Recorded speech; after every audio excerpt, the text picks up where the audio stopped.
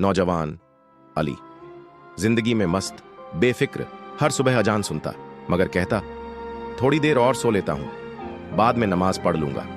मगर वक्त कभी किसी का इंतजार नहीं करता। उसका बिस्तर आरामदायक था, लेकिन उस बिस्तर के नीचे एक अंधेरी कब्र उसका इंतजार कर रही थी। एक सुबह वो कभी नहीं जागा। उसके कमरे में साया उतर आया, मौत का फरिश्ता बिना आवाज के उसकी रूह निकालने आया।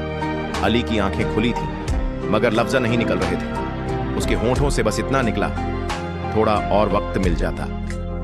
मगर अब वक्त खत्म हो चुका था। अब अली जमीन के नीचे था।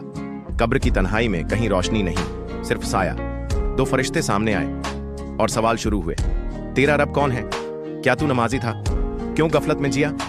अली के होंठ सिले हुए थे, दिल कांप रहा था, और कब्र धीरे धीरे तंग होने लगी।